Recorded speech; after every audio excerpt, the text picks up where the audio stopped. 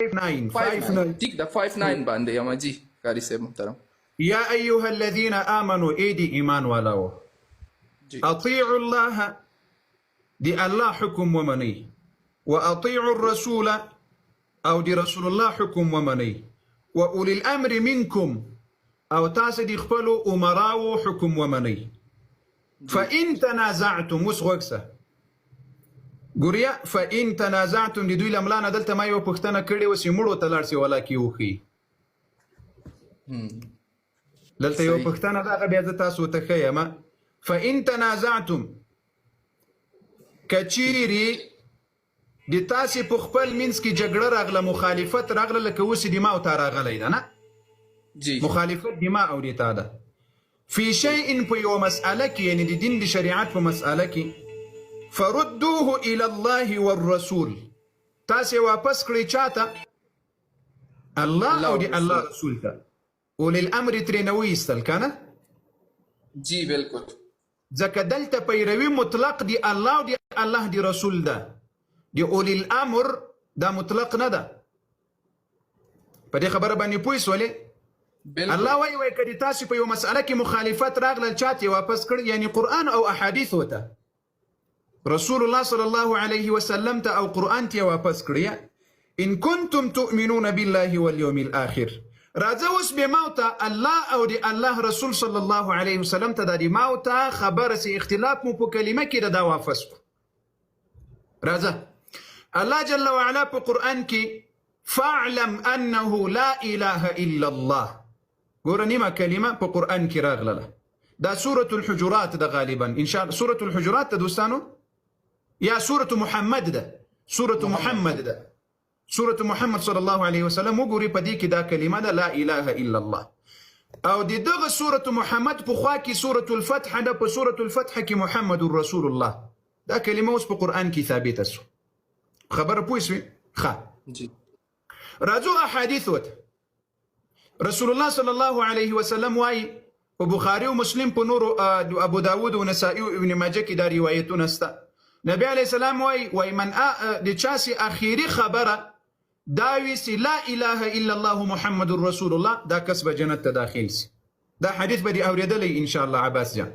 ښه اوس راځو په سیبل ځای ته پیغمبر علیه السلام وایي د اسلام 15 ارکان دي یعنی هغه چې جبريل علیه السلام لوی حدیث د اسلام دي ارکان په هغو کې اول شهادت ان لا اله الا الله وان محمد رسول الله صحیح سوه ښه اوس راځو امام علي علیه السلام ته امام علي علیه السلام کومه کلمه کوم الفاظ ویلي امام حسن کوم ویلي امام حسین کوم ویلي دي هغو همدغه په قرآن عمل کول امام علي علیه السلام ځکه د اهل سنت والجماعت عقیده دا ده امام علي علیه السلام په قرآن تر ټولو صحابه و غیرتمنو په قرآن عمل کول لذانې کومه خبره نه ده جوړه کړې او نه یې راوړې امام حسن او حسین تر ټولو مسلمانانو غیرتمن ول په دې کلمه او په قرآن چې په قرآن عمل کول الحمدلله ثم الحمدلله نو اوس موږ تاسو خبره چاته واپس کړه قرآن ته او رسول الله ته اوس په قرآن کې کومه کلمه ده او د رسول الله کومه کلمه ښودلې ده را بسو د تا د زړه د اطمینان دپاره اهل بیتو کومه کلمه ښودلې ده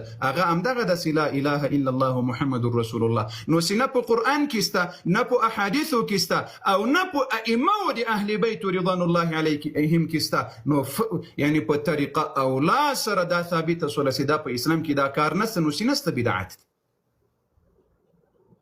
درست خبر را سره پوه شوې عباس جان د زړه سره جی قاری صاحب محترم بدعت حوالے سره څه حکم ده بدعت څونه حد ته ګناه ده یا څونه حد ته منع ده اوس پیغمبر صلی الله علیه وسلم ګورې یو عبادات توقیفي دي چې په دې کې عبادت هیڅ نه چلی بدعت هیڅ نه چلیږي اوس مثلا اوس ګوره یو څوک اذان کوي زه په یو بل مثال پوه کړم یو څوک اذان کوي دا کلمه خو به دې اورېدلې وي چې نبي علیه السلام وایي کنز من کنوز الجنه یعنی جنت په خزانو کې یوه خزانه ده د جنت په خزانه دوستانو دا د لایف ریپورټ په خدای قسم یو غټ ګروپونو ته اچولی ده یعنی 18 ته د لایف ریپورټ ورسېده دا څو ورځې الحمدلله نه و د خدای په فضل سره دا څو ورځې نه و د الله په فضل سره لیکن دا تاسې ګوري کله کله یاري بند سي هغه هلته ماته ښکاره کوي چې د ګروپونو ته اچولی ده نو خو انشاءالله بند به یې نه کړي که خدای کې ویل که د رب رضا ګوري د زړه سرونو پیغمبر صلی الله علیه وسلم وایي د جنت په خزانو کې یوه خزانه لا حول ولا قوة الا بالله ده. دا که اوس یو څوک په اذان کې دا کلمات ووایي جایز ده عباس جان؟ نه نه ده نه، جایز. دا کلمت جایزه نه ده که نه اذان کې، ولې د اذان حصه نه ده؟ کلمه خو ده که نه له نبي علیه السلام خو ثابته ده. جی جی. اوس اشهد ان علي ولي الله دا له نبي علیه السلام ثابته ده؟ نه. له امام علي علیه السلام نه ثابته ده؟ زما په خیال خو نه، فی الحال خو تاسو ته چا جواب در نسته په خدای قسم کوي زه به له امامانو له امام باقر تر امام حسن العسکري علیه السلام پورې به زه اذان درته وښیم چې دا نسته په خدای قسم کوي. تر امام حسن العسکري علیه السلام په عربي باندې ته پوهېږې عباس جان؟ جی لږ لږ پوهېږم. د ما لمبر به تاسو ته دوستان درکړي، ما ته میسیج وکړه، زه دا ټولې حوالې تا ته درلیږم که خدای کوي چې د څه شي په اړه د ضرورت وي او یا یې زه ملګرو ته عبدالکریم جان به زه لیږم، هغه ته وایه عبدالکریم جان ته وایه، نو هغه به تا ته انشاء هغه به د تا پوښتنه دین محمد صاحب ته وایه یا مولانا عبدالعزیز صاحب ته وایه چې هره پوښتنه د زړه کې و زه په سند سره په داسې سند چې صحیح سند وي تا ته به زه هر څه درلیږم که خدای کوي. صحیح ده؟ صحیح ده کاري صاحب. او که تاسو څه اعتراض کوئ نو عبدالکریم صاحب نه ستاسو پیغمبر علیه السلام وایي کو هر کار سي په هغه باندې وایي ما خبره تاسو ته په عباداتو کې نه وي سوي نو دا وایي بدعت ده او دا وایي مردوده ده، په دې خبره باندې به عمل نه کوي. او الله جل وعلا په قرآن کې موږ تاسو ته عباس جان یعنی په لسهاوو آیاتونه دي الله وایي د ما ومنئ د ما د رسول ومنئ. اوس ګورئ رب العالمین په قرآن کې څه وایي؟ ومن يطع الرسول فقد اطاع الله. عباس جان الله وایي چا چې د ما د پیغمبر ومنله هغه د ما حکم ومنل. خلاص سو خبر. اوس ګوره بل ځای کې پیغمبر علیه السلام ته الله څه وایي موږ تاسو ته؟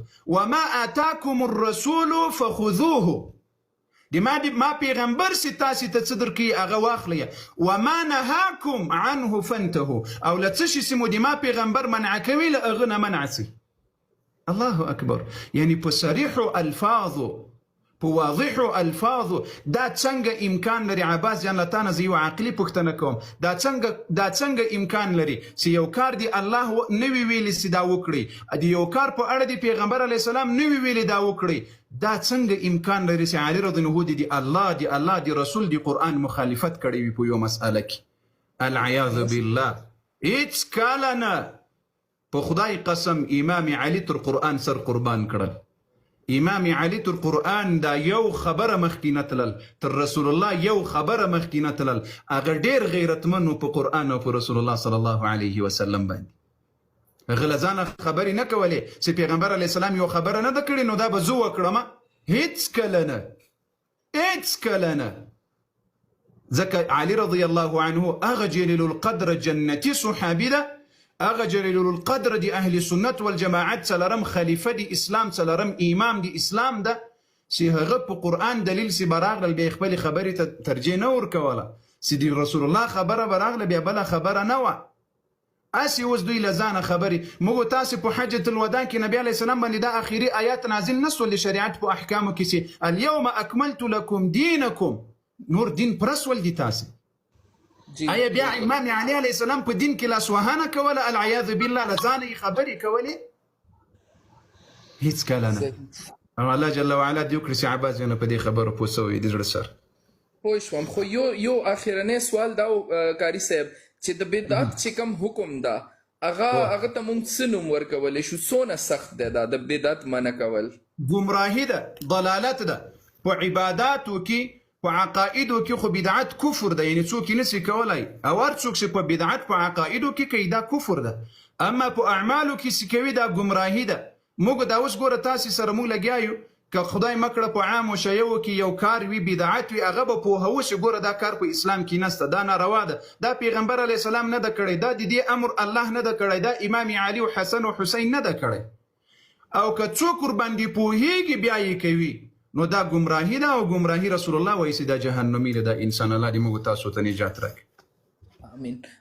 کاری صاحب محترم، بیا چې کله د اجتهاد چې کوم دی، اجتهاد کې خو څه نوی کار نه کیږي که نه؟ اجتهاد څه معنی دی؟ لږ وخت دی اخلم، بخښنه غواړم خلک انتظار کې یاد. اهل سنت والجماعت امامان لري، فقها لري. که نه ډېره ښکلې پوښتنه دې وکړه. لکه امام ابو حنیفه رحمه الله ده، محدثین لري، فقها لري، امام شافعي رحمه الله ده، امام مالک رحمه الله ده. ګوریا یو موږ هیڅ مجتهد په عقیده کې نه لرو، په اصولو کې نه لرو. په اصولو کې مجتهد نه چلیږي. اصولو باندې پوهېږي کوم څه عقیده ده، اصول دی اسلام دی، ارکان دی ایمان او دی اسلام دی، عقیده ده. په عقیده کې تقلید او مجتهد هیڅ چاته ضرورت نشته. اوس مثلا زه له تا نه یو پوښتنه کوم چې سر دې خلاص، دا پوښتنه په دې خاطر نه کوم چې تا سوال کړی ده، لیکن پوښتنه د دې په خاطر کوم چې سر دې خلاص. ته اوس قرآن کریم دې چا په قرائت باندې وایې؟ زه خو بس عربیک قرات د عام چې کوم کاری صاحب راته ښودلی دی بس هغه. اوس ګورئ شیعه نه دي، شیعه ورونه لکه دا تاسې غوندې عزتمن شیعهګان چې وي، قدرمن چې هغه عقیدې یې پاکې وي له کفر او له شرک له نورو شیانو. ګورئ تاسې سند د قرآن کریم نه لرئ، امام په قرآن کې نه لري. د اهل سنت والجماعت دی امام په قرائت باندې قرآن وایي، هغه امام عاصم ابن ابي النجود رحمه الله ده. دا قاری دی امام، دا دی قرائت امام ده. اوس مثلا راوی دی تاسې کوم امام په روایت تاسې قرآن وایسته؟ ما ته پته نشته کاری صاحب. ګورئ هغه هم د اهل سنت والجماعت ته حافظ ابن سلیمان رحمه الله ده، چې دا د اهل سنت والجماعت په ټوله اسلامي نړۍ کې د ده په روایت قرآن تلاوت کیږي. تاسې هم د دغه امام د اهل سنت والجماعت په روایت باندې د قرآن تلاوت کوئ، خو منئ مو نه، متاسفانه نه مو منئ. ښه ګوره اوس ګوره، یعنی دا روایت او دا قرائت دا نه ده چې امام عاصم له ځانه یو څه شی پکې جوړ کړي دي یا یې له ځانه راوړي، نه. هغه د دې قرائت تدریس کړی ده، هغه د دې روایت تدریس کړی ده او ډیرو مؤمنانو ته درس ویلی دی. د ده په نامه باندې مشهور سوی د نسبت د ته کېږي، فقط نسبت چاته کېږي؟ نسبت دغه امام چې روایت حفظ ابن سلیمان ده رحمه الله او امام عاصم قاری ده د اهل سنت والجماعت په لسو متواترو قرائتونو کې یو امام ده. هغه د نسبت په خاطر باندې د قرآن کریم د تلاوت نسبت ته کېږي، لیکن نور هماغه قرآن کریم د کوم چې صحابه او کوم چې امام علي علیه السلام، کوم چې امام حسن او حسین هغه تلاوت کول، دغه قرائت کول نسبت الته. په اجتهادي مسائلو کې، اجتهادي مسائل دا د الله جل وعلا امر کوي. اوس مثلا لکه امام علي علیه السلام کله وخت چې به د دین یوه مسأله داسې ورته راغله چې د هغې به واضحه حکم په قرآن او په احادیثو د رسول الله صلی الله علیه وسلم کې نه ښکارېدل، پټ به په قرآن کریم کې به پټ و، لیکن ده به استنباط کول. لکه رب العالمین چې په قرآن عظیم شان کې فرمایي چې تاسې د قل اعوذ بالله من الشیطان الرجیم فاسألوا اهل الذکر ان کنتم لا تعلمون، یو آیات. بل آیات کې راځي یستنبطونه أفلا يتدبرون القرآن ولو كان من عند غير الله لوجدوا فيه اختلافا كثيرا وإذا جاءهم أمر من الأمن أو الخوف أذاعوا به ولو ردوه إلى الرسول وإلى أولي الأمر منهم لعلمه الذين يستنبطونه منهم. يعني په قرآن عظیم شان کې الله جل وعلا بعضی مسائل واضحه بیان کړي دي، په احادیثو کې بعضی مسائل واضحه بیان شوي دي، اوس بعضی مسائل په احادیثو د رسول الله کې په قرآن عظیم شان کې پټې وي. هغه نو هغه علما ورته چې هغه مجتهدین وي، هغه لوی لوی علوم الله جل وعلا د هغو پوهه دوی ته ورکړې وي، د هغې استنباط له قرآنه بیا کوي. اوس مثلا زه یو کوچنی مثلا دا خبره زیاته نسی، په دې ګیلاس کې له ما سره د شیدو چای ده، دود پتی ده، دود پتی خو به پیژني، دود پتی ده. جی په دې چای کې مچ ولوېدل. اوس د مچ په اړه خو پیغمبر علیه الصلاة والسلام وایي چې دا تاسو پکې ډوب کړئ، داسې پکې ډوبې کړئ، بیا یې راوباسئ غورځار کړئ، نور هغه چای وخورئ. په صحیح حدیث کې دا راځي. که اوس که په دې کې غومبسه ولوېدله څه به کوې؟ اوس ګوره مولانا عبدالعزیز صاحب دوستانو غومبسې ته څه وایي په اردو کې یا په تاسې په پښتو ژبه؟ مو یو ته غومبسه یایو، مچۍ ولوېدله. اوس له مچۍ سره به څه کوې؟ نو اوس مجتهدین استنباط کوي، قیاس کوي په څه شي باندې؟ په مچ باندې قیاس کوي چې دا مرداره نه ده، راویې بس یې غورځارې کړي، نور مو خپل چای وڅښي. یعنې داسې بعضې مسائل چې هغه 5 مسائل دي، زه به در وښیمه. مسائل یو واضحه مسائل دي، مسائل واضحه. دا خبره ډیره ضروري ده چې زه عباس جان ته وکړم. مولانا عبدالعزیز صاحب تاسې ستړي مه شئ، زه یو کتاب را اخلم په بخښنې سره. وعلیکم السلام ورحمة الله وبرکاته. مولوي صاحب خیر؟ الله مو قدرمن شي، الله دې چې روغ جوړ او صحتمند اوسئ. امین امین.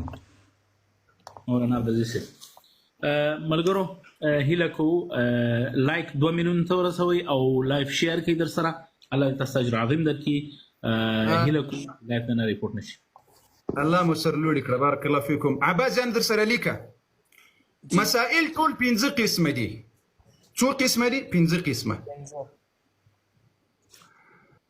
په دې 15 قسمه مسائلو کې د مجتهد سي اجتهاد کوي په عام مسلمانانو د دوی تقلید به د امامانو د مجتهدینو کوي دا د زه پوهه کړم اول مسائل غیر منسوسه سي مثال می درکړل دي مچ مساله پوس ولې غیر منسوسه چې په هغه باندې صریح واضح دلیل په قران عظیم شان کې نه اوس مثلا یا بل مثال لکه د ګامیک غوښه ده د ګامیک د غوښې د قران عظیم شان کې په حدیث د رسول الله صلی الله علیه وسلم ذکر نشته پوس ولې په دې خبره اوس بل دوهم قسم مسائل منسوسه متعارضه مسائل منسوسه متعارضه اوس مثلا دیوی مسئله په اړه دوه حکم راغلي وي یعنی دوه دلیل راغلي وي دوه روایت راغلي وي دوه خبر راغلي وي تعارض وي په خپل منځ کې په دې کې به اوس مجتهد اجتهاد کوي مسائل منسوسه محتمل التأويل دا دریم قسم دا در سره ولیکه څلورم قسم مسائل منسوسه غیر مبینه الحكم دا څلورم قسم سول پنځم قسم مسائل منسوسه غیر متعارضه غیر محتمل التأويل او مبینه الحكم دا پنځم قسم سول په دې اړه باندې بیا زه په تفصیل سره دا څه تفصیلی مسأله ده بیا به ان شاء الله په تفصیل سره څوکه دا خبره درته کوم الله جل وعلا دې قدرمن نور ملګرو ته به هم لږ وخت ورکړو چې بیا ډېر وخت ضایع نه شي صحیح ثانک یو مننه قاری صاحب محترم مولانا صاحب زه به یو دوه درې حوالې دي ورته پیش کړم که ستاسو اجازت وي اجازت ته ولې نو زه متبع کړلم ستړی مو کړلم دومره ستړیا کې به اجازت هم آسي دي زړه سره خبرې کوو هرې صاحب تاسو ښایي لږ دمه جوړه کړئ زه به دود پتیر ته پخې کړم دود پتی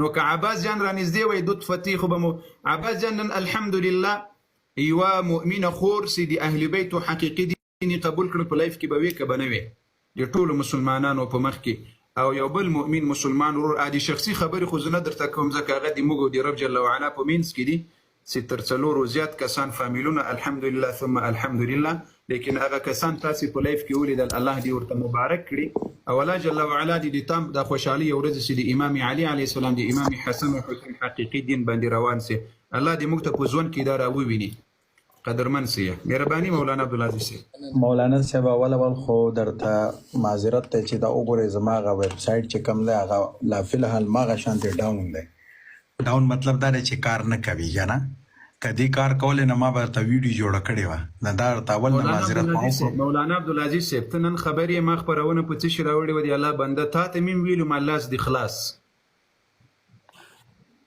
تاسو ټولو ته مې چې حضور کړی و زه که یو دلیل لري خو راښیي زر کوه زه نن 12 امامه جوړېږم خو که مو دغه کلمه چې دوی وایي د 12 امامه دا مو راته په یو امام نه راته ثابته کړله زه 12 امامه جوړېږم بیا به زه له تا سره ګورم مولانا عبدالعزیز صاحب په خدای قسم دا میډیا به داسې در باندې راچرخومه که درته 12 امامه سولمه نیم ساعت کې ورته ناست ومه چې راسئ عباس جان ته وایم عباس جانه دا اوس په خدای قسم در سره 12 امامه کېږم دا کومه کلمه چې تاسې وایسته په قرآن په احادیثو په 12 امامانو کې وښیسته عباس جانه چې شایسته در سره که دې راته وښودل دغه ضربه دا خلق وایي موږ ډېر درنه په عذاب وي دا په عذابتیا به ورکه سي په دې میډیا کې نه قاری صاحب ما ته خو څه ثبوت نشته او چې د چا ذمہداري ده ثابت کول او هغه ورک دي نو څه وکړو الله مو قدرمن کړي مولانا عبدالعزیز مهرباني مولانا عبدالعزیز صاحب په ډېرې بخښنې سره ماشاءالله 1100 کسان ناست دي دا د شاه عبدالعزیز صاحب آی ډي در سره فالو کوي او د قاري صاحب شفیع الله مومن آی ډي در سره ټول فالو کوي دوی سره ماشاءالله ډېر معلومات دي دا در سره زر فالو کوي د شاه عبدالعزیز صاحب او د قاري شفیع الله مومن آی ډي چې کومه ده دا در سره زر فالو کوي الله دې ټولو ته اجر عظیم ورکړي قاری صاحب یا عبدالکریم صاحب تاسو جواب راکې دا هغه مولا چې کوم دی څه نامه یې د سید علي څوکومه دی یوه ویډیو